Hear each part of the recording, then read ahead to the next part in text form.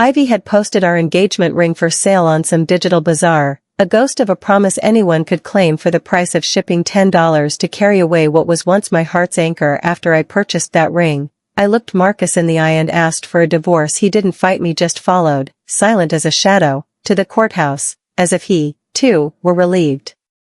For a month, the air between us hung suspended, a breath held too long. Then, the silence broke. He came to me, regret sharp in his gaze. "You still want this?" Marcus asked, his voice tight, brow furrowed. That face, so familiar, so beautifully tormented, seemed to accuse me of melodrama once again. I offered a thin, practiced smile from the drawer. I slid the divorce agreement, its pages crisp with finality. "No children, clean split." My words were measured, cold. "You keep almost everything, the cars, the other properties. I only want this house." It was the largest of the three we'd bought together, our shared monument. I wasn't being generous, I was being fair. He had nothing before me, I had nothing before him. This was the only artifact I wanted from our life together. His expression darkened, the line of his jaw grew taut. "I told you," he said, the words ground out like gravel. "She's just a client. I was giving her a ride." Something in me turned to ice. I didn't answer. There was nothing left to say. I lowered my gaze. I know he was getting busier and busier, and so were his clients today. He drove a client to the airport and I happened to be there picking someone up. I saw them talking cheerfully, but there was nothing out of line. "Then what are you still making a fuss about?" I wanted to say I wasn't making a fuss, that I genuinely didn't want to continue with this marriage, but the words caught in my throat. After all, I had made a fuss many times before, so anything I said had no credibility. I answered him with silence. After a while, Marcus put out the cigarette in his hand and casually picked up the agreement on the table. Glancing at it a moment later, I heard him click his tongue. "You really want a divorce?" I nodded. "Fine, I have a meeting tomorrow morning. See you at the registrar's office in the afternoon." He didn't sign it, showered, and then went to sleep in the guest bedroom. It wasn't the first time Marcus and I had slept in separate rooms. He had many social engagements and often worked late. Sometimes he'd come home late and, to avoid waking me, he would go to the guest bedroom, but I never slept soundly alone. I would always wake up in the middle of the night and move closer to him. Tonight, I could finally sleep soundly. From now on, I could always sleep peacefully. When I woke up the next day, Marcus had already left. I lingered in bed for a while before slowly getting up to make breakfast. It was a simple breakfast. Bite by bite, I ate heartily. I finished the last bite exactly at 8:30 a.m. That was half an hour earlier than usual. Looking at the noodles with only broth left, I felt an indescribable emotion. I used to always rush to make a big spread before Marcus woke up. He had a discerning palate and a sensitive stomach. I always found ways to make what he liked, hoping he would eat a few more bites, put on a little weight, but he would often just eat a few bites and leave, leaving me to finish what he hadn't touched. Fortunately, I wouldn't have to anymore. Sighing, I casually tidied up and left. City General Hospital was 3 stops from home. During this time, I had been going back and forth between these two places every day. I had grown accustomed to the hospital's disinfectant smell and to Frank lying unconscious in the hospital bed. "You need to wake up soon, or the kids will be old enough to run errands. If you don't want to wake up, then just go. Susan has been angry with you for so many years. She's definitely waiting to scold you." I kept rambling on and on, even though I knew there would be no response. I just wanted to tell him back then, "You despised Marcus for being poor, thought he had no future. You were wrong, weren't you? But you weren't wrong about one thing. He and I would eventually fail. You really hit the nail on the head before the college entrance exam. Frank found out about me dating early. His first question was about the boy's family backer and Knowing's family was as poor as ours. He went straight to the school, threatening to break Marcus's leg. What did Marcus say back then? He held my hand, standing in front of me even though he was trembling with fear. He didn't forget to squeeze my palm to comfort me. The 17-year-old boy was so firm and courageous. Uncle, don't worry, I won't marry Luna until I can give you a substantial financial commitment for the wedding. I looked at his slightly thin back, my gaze lingering on the hair whirl at the top of his head for a long time. For some reason, I found myself wondering if he would go bald later. And then what happened? Frank still cursed him every time he saw him. We were like a secret couple, rarely able to meet. Perhaps it was precisely because it was so hard one that we cherished each meeting. Later, he did as he said, bringing $50,000 in cash and placing it before Frank. Then we got married. At first, we were very happy. I tried my best to be the perfect wife anyone could imagine because he was so busy, too busy to take care of himself properly. But gradually, he got even busier, so busy that we couldn't see each other clearly for a whole day, so busy that I was sick and hospitalized, and he only found out after I was discharged. I comforted myself again and again. Marcus was just striving for a better life for us. He worked so hard just wanting me to have a better life until I saw his female colleague embrace him in the parking lot. It rained that day. The parking lot was some distance from home and I wanted to pick him up. I hid in a corner, watching that woman tightly hugging his waist, muttering something. For a moment, I really wanted to rush out, but a voice deep inside me said, Marcus, we'll push her away. Marcus didn't push her away. He only hesitated for a few seconds before the hand that should have pushed her away landed on the woman's shoulder, patting it gently. It seemed like comfort and also like a response. He me looking like the boy he was 10 years ago. At that moment, I felt as if I had fallen into an ice cave, as if the heavy rain outside had penetrated the concrete and landed on me. But I didn't have the courage to appear before them like a mouse that feared the light. I only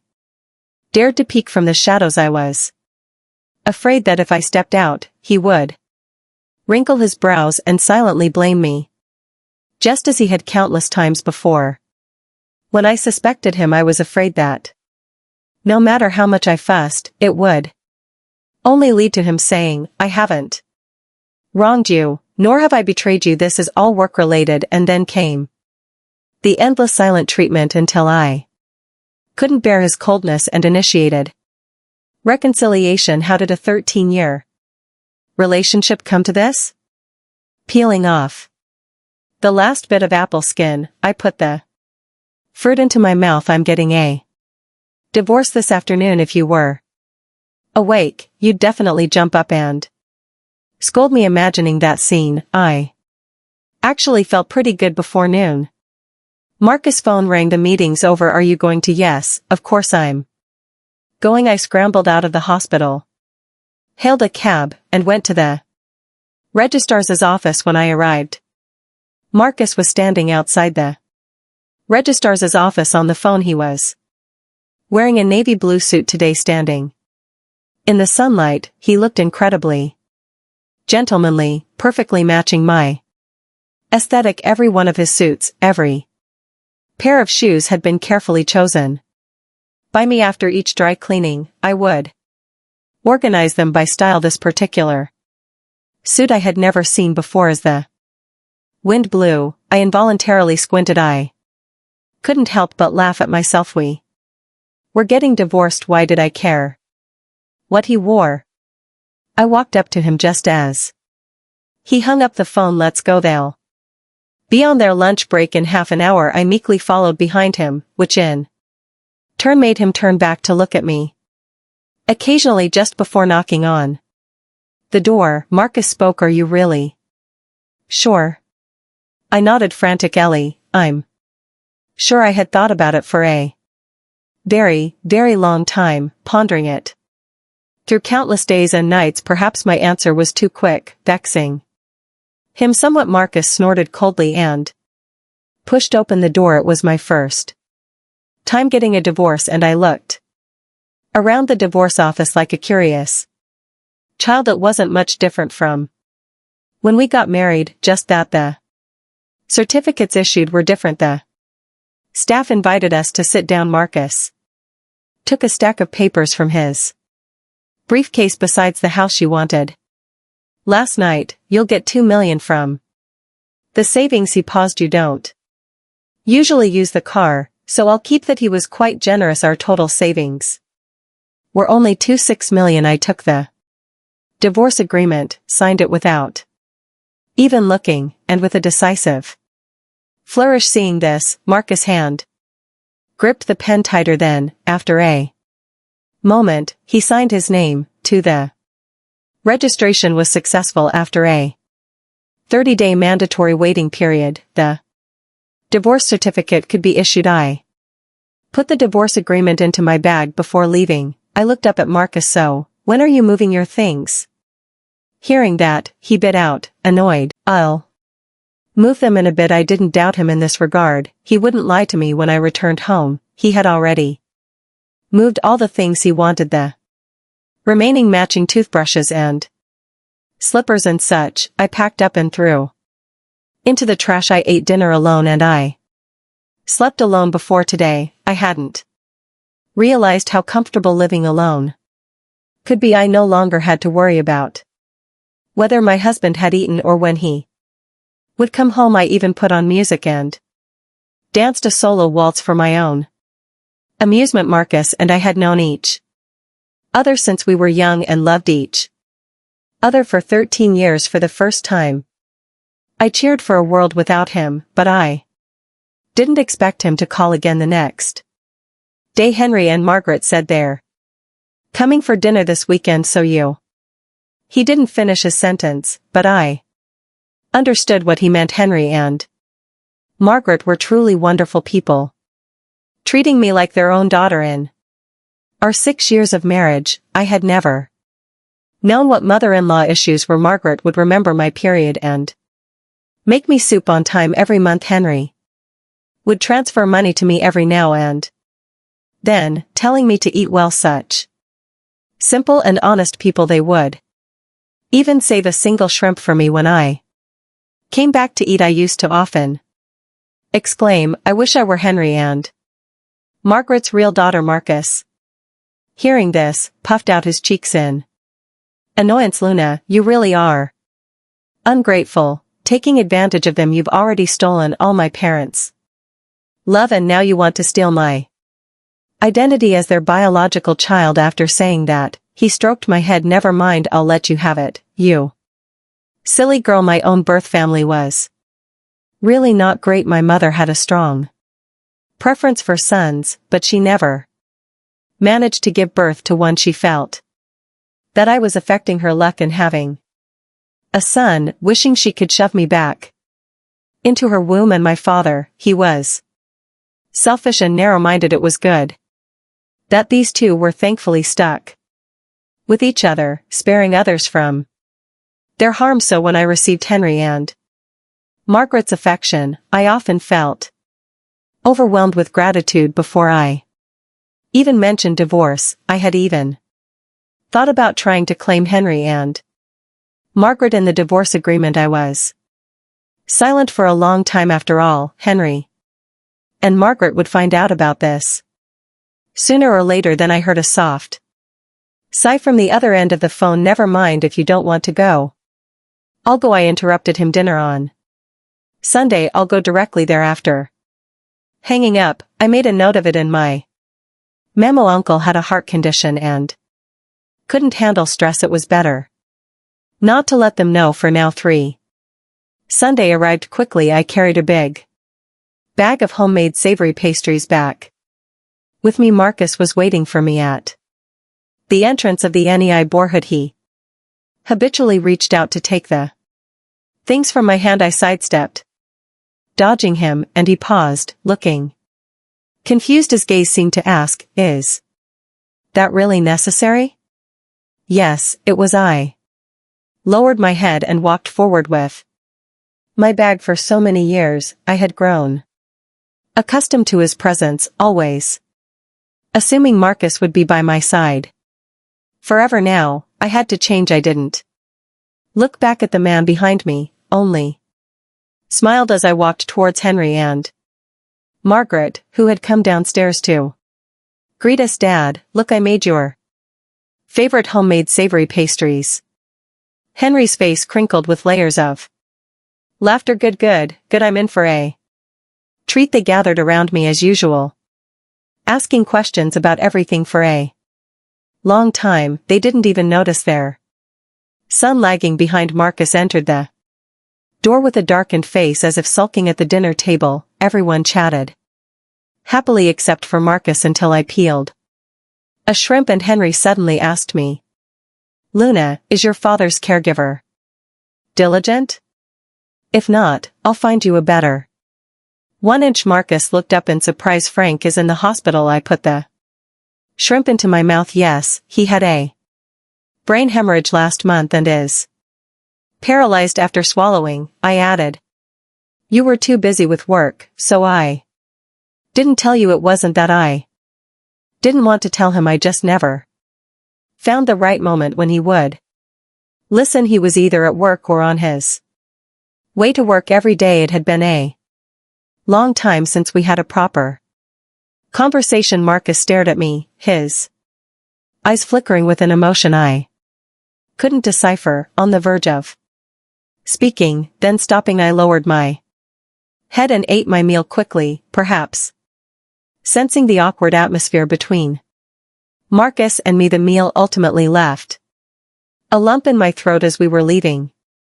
Margaret was still cautioning him. "Work is important, but you can't neglect Luna. You can't earn all the money in the world." Marcus nodded in agreement to everything, his eyes holding in inexplicable emotion. When he looked at me on the way back, neither of us spoke. At the last traffic light, he asked me, "Why do you want a divorce?"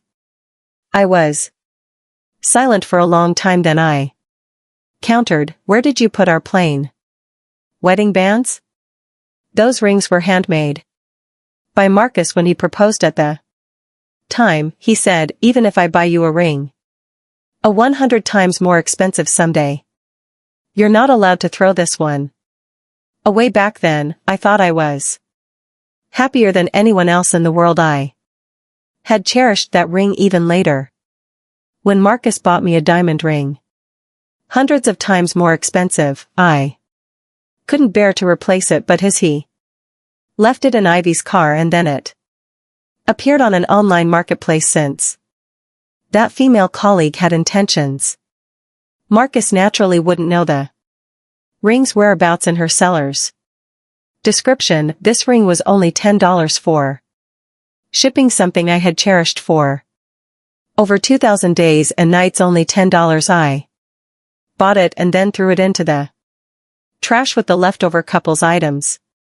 from Marcus's moving day. I just accidentally lost it. Marcus ran a hand through his hair in frustration. Just because of that? Of course, it wasn't just because of that. Perhaps it was because we hadn't kissed or embraced in 298 days, or perhaps it was because you could smile brightly at colleagues, clients, or anyone else, but only show impatience to me. Or perhaps it was your hesitation to refuse, knowing full well that female colleague's intentions. I've seen what you're like when you love me, so when you don't love me, I can tell at a glance. I thought this to myself, but what I finally said was, yes, just because of that, there was really no need for two people who didn't love each other to stay together, so I wouldn't live in the past every day, so I wouldn't be in constant turmoil. For Marcus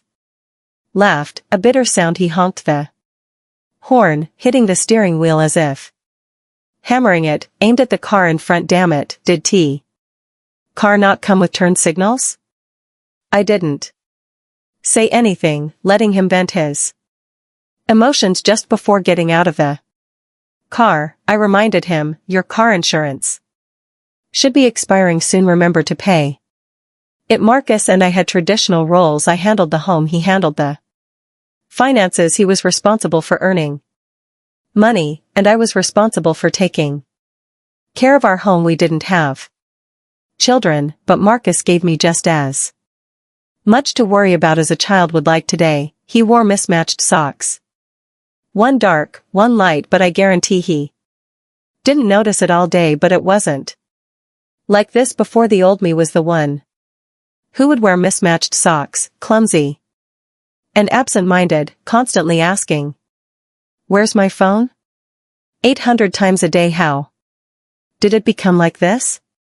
My memory traces back 7 years, the year I was preparing to study abroad. Marcus drank so much at a work event that he ended up in the hospital. I took time off caring for him tirelessly for half a month. By the time he recovered, my study abroad spot had been taken by someone else. I looked at his pitifully thin face on the hospital bed. I simply gave up on continuing my studies and became a full-time homemaker. I became the one who forced the other person to eat on time every day. I also became the one who tried to make him happy every day. When I got home, I started packing my luggage and booking a flight. When I was 15, Marcus and I promised to go to a quiet resort town in the mountains after graduation. This time, I would go by myself as soon as I booked the flight.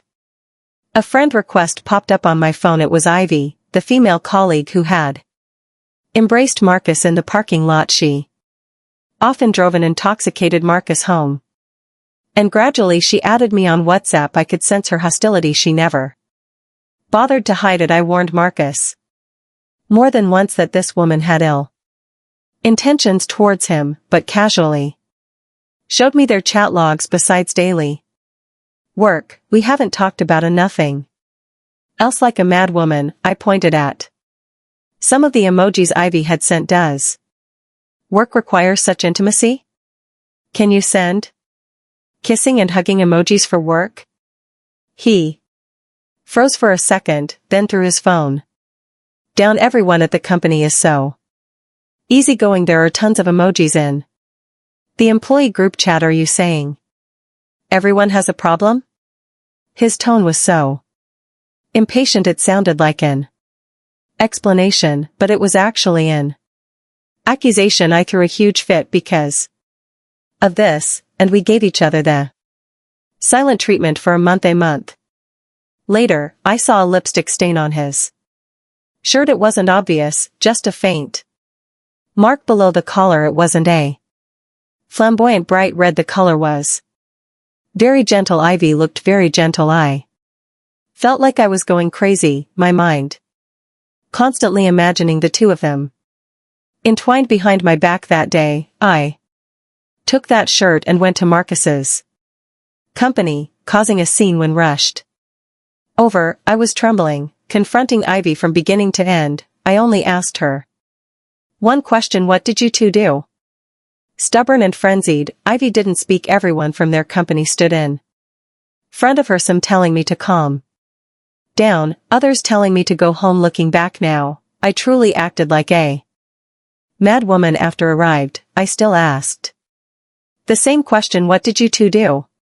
He glanced at the shirt I was holding up high, then at Ivy, who I had pushed, causing her to bump into the corner of a desk. The anger on his face visibly intensified. Then, instinctively, he stood in front of Ivy, just like the other colleagues. Have you caused enough trouble?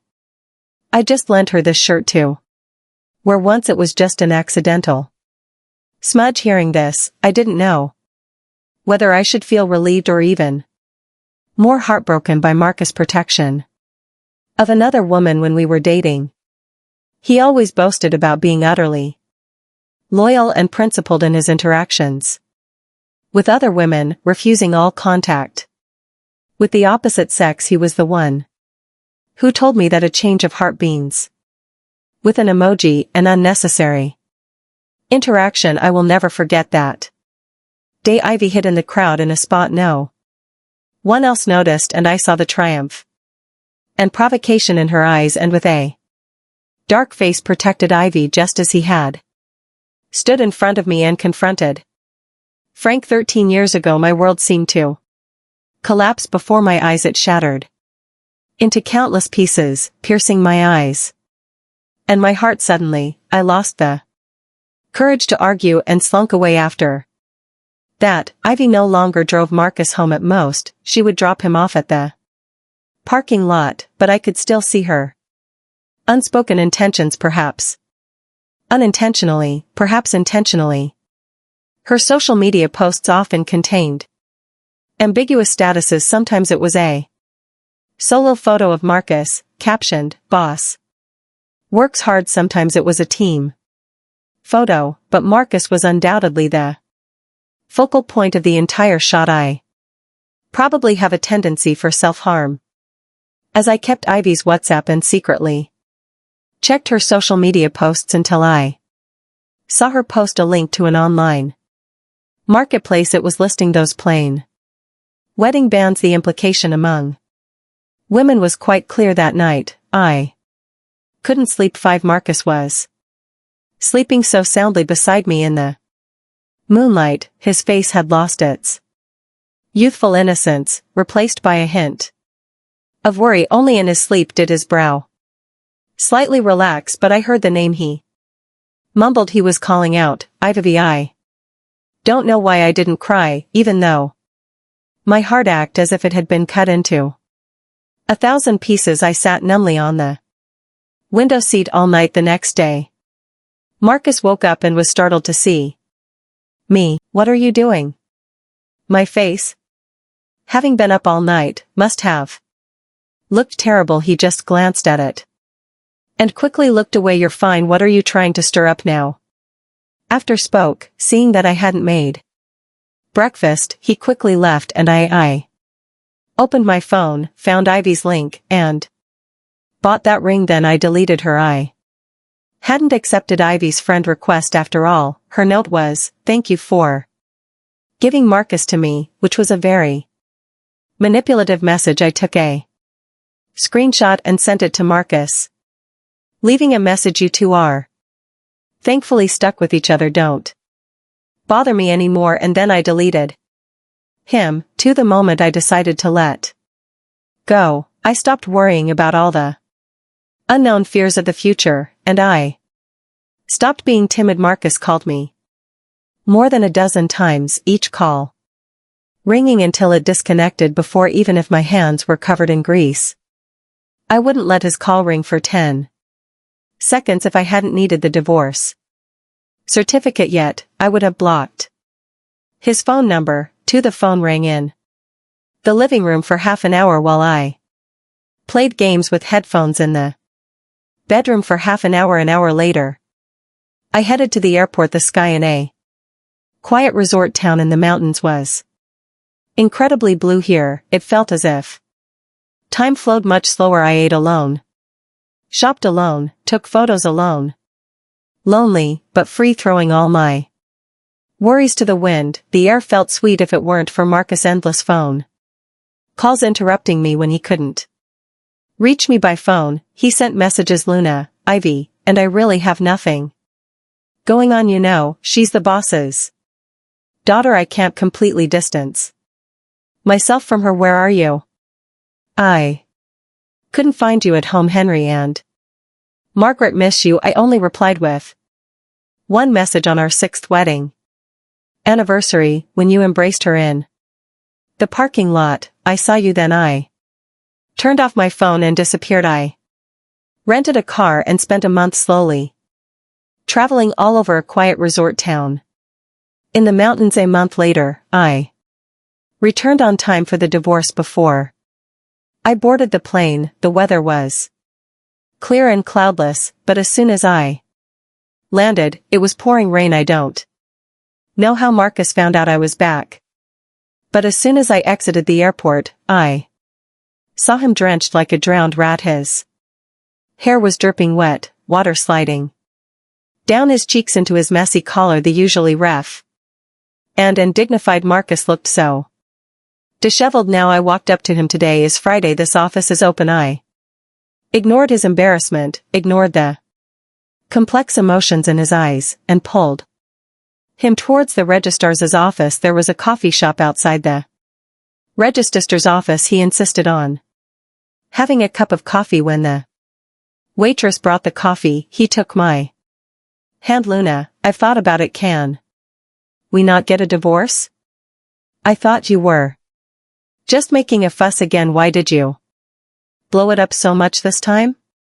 Henry and Margaret already know it's been 13 years we've been together, for over a decade. When a couple's relationship hits a bottleneck, both sides should sit down and communicate properly, not get a divorce in a fit of pique. I cut him off. I didn't do it in a fit of pique. I thought about it for a long, long time. He was choked by my words, unable to recover for a long while. His clothes hadn't been changed, sticking wetly to his chest, making him look like a homeless stray dog. I forcefully stifled the hint of pity in my heart, forcing myself to continue. Do you remember our baby? 6 months old, already formed that day. I fell at home. You were in a meeting. I called you many times, but couldn't reach you, and in the end, I lost the pregnancy due to a medical procedure. Hearing this, Marcus' face turned pale. I don't blame you. At that time, your career was on the rise. I was sad to lose this child, but at least you loved me. I paused, then continued. After that, our intimacy became less and less frequent, and you became colder towards me. You explained that you didn't want any more accidents and wanted to wait until I recovered my health before having another child. I once thought that the loss of this child made us too sad, and I tried to move past it. But Marcus, I looked up at him. Children can be replaced, but if your love is gone, can it ever return? 6. I wanted to communicate properly, too, and I wasn't willing to let go of a 13-year relationship. I admit there were many times my emotions got the better of me, causing both of us to look bad. I also wanted to calm down and not turn myself into a crazy person, but my mental health was suffering. The doctor said I had moderate depression and I couldn't go on like this. I wanted to save myself before I completely lost my mind. I love you. How could I not love you? I didn't betray you, Marcus stammered, but he didn't dare look at me. That once devoted boy of mine, now making excuses and unwilling to admit his wrongs. After the parking lot embrace on our 6th anniversary, you went to a hotel and you only came out an hour later. What did you do during that hour? Marcus's head snapped up, his eyes wide with panic. He didn't speak, but I knew the answer. The heavy stone in my heart finally dropped. At that moment, all these days, I had truly wanted to lay everything bare and get an answer, but I didn't dare. I was afraid of getting the answer I least wanted. I'm sorry. You know, that was our agreed upon bottom line for divorce. After the divorce, Henry and Margaret came to see me once. They looked as if they had aged 10 years. In an instant, Margaret carefully held my hand, her voice choked with tears. Luna, Marcus wronged you, and we also wronged you from the moment I suggested divorce. Until this very moment, I hadn't cried for so long, but words finally broke me. Tears flowed freely, soaking my entire face. I cried so hard I couldn't speak, as if I was releasing all the grievances of recent days. Henry smoked, and after a long while, he spoke. He knelt at home all day. Your mother and gave him quite a talking to. He deliberated for a long time, trying to find something to say, then stopped when he saw my tears. Finally, he stamped his foot, his aged face full of shame. Well, just pretend we don't have this son from now on. You are our real daughter, Luna. Henry and Margaret have cherished me so much. They haven't wronged me in the slightest. How can you blame yourselves?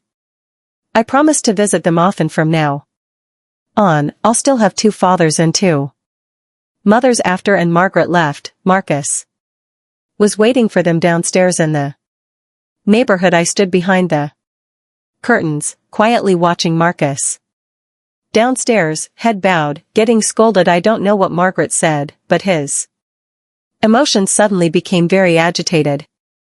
Like a madman trying to rush upstairs, he was held back. I suddenly thought of my past self, the one who was so distraught that I would cut myself with a small knife. Countless suspicions drove me to frenzy. Only pain could calm me down at that time. Marcus watched me with such calmness, just as I was watching him now. See, when there's no love, emotions are the most stable. I was pregnant. It must have been during one of those times he was intoxicated. Before the divorce, I shared this news with Henry and Margaret, so naturally Marcus would also know. I never thought about hiding it from him. He was the child's father. I had decided to keep this child long ago, even before I received the divorce certificate. That medical procedure had damaged my body, and the doctor once said I would likely not be able to get pregnant again, but my baby couldn't bear to leave me. After all this time, he hereafter found out.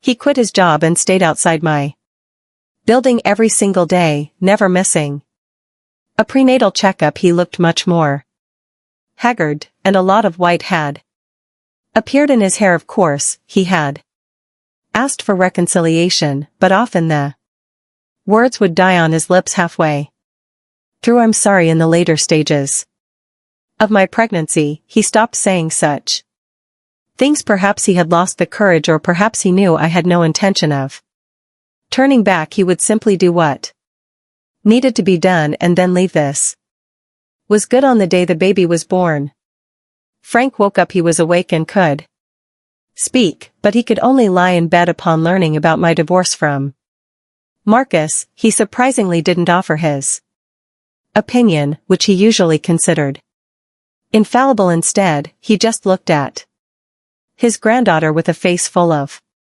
loving kindness. Have you named the child? Yes, I named her Lily. It means lifelong happiness. Thank you for watching today's story. If you liked this video, please like and share it with friends. We look forward to hearing your thoughts in the comments section. Feel free to share your views and don't forget to subscribe to our channel for more exciting stories. See you next time.